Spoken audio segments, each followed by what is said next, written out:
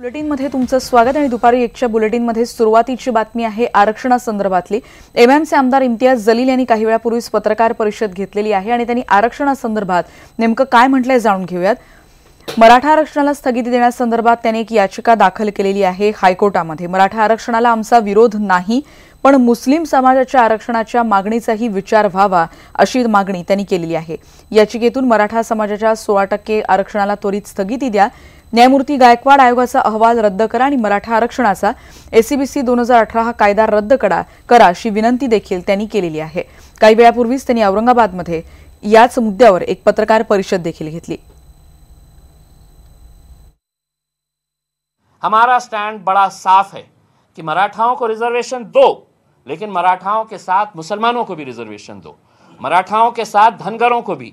आप सिर्फ आंकड़े के हिसाब से कि मराठाओं का रिप्रेजेंटेशन विधानसभा के अंदर ज्यादा है तो अब हम सिर्फ मराठाओं की बात करेंगे।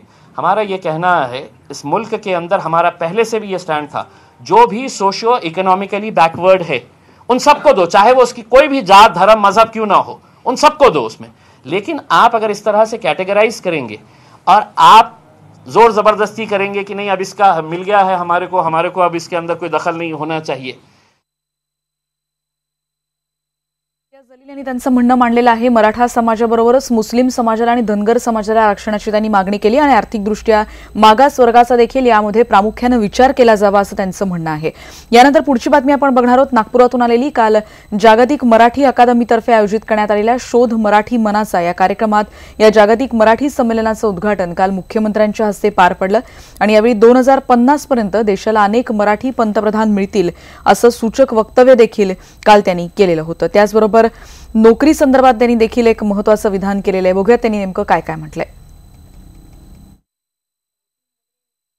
मराठी माणसामध्ये एक क्षमता आहे बघा,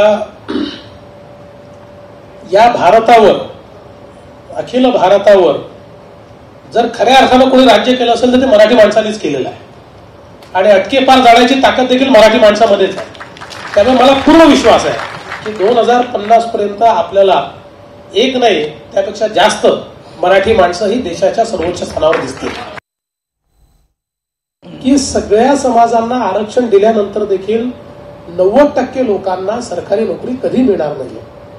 मी मागेही सांगितलं की साधारण सरकारमध्ये 25,000 नोकऱ्या वर्षाला निघतात आणि 25,000चा जर आपण विचार केला तर आमच्या एका तालुक्यात 25,000 मुलं असतात।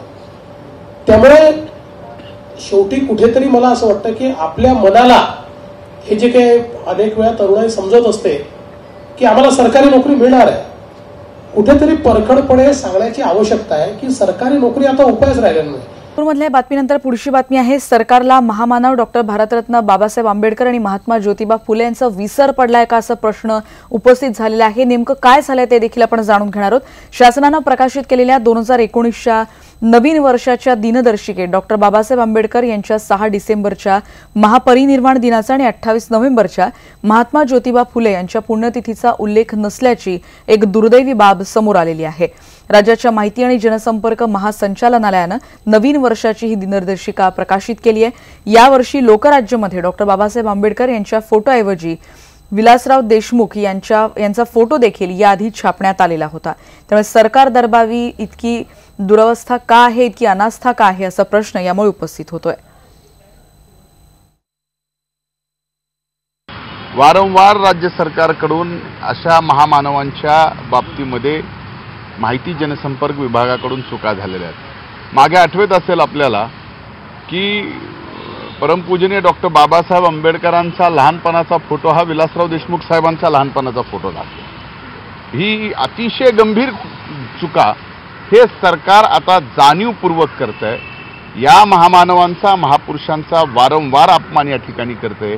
हे पुन्हा एकदा महात्मा फुलेजींच्या पुण्यतिथीच्या निमित्तानं जे पुण्यतिथीचा उल्लेख, महापरिनिर्वाणाचा उल्लेख यायला पाहिजे होता, ते उल्लेख न दिल्यामुळं दिसून आलेला आहे।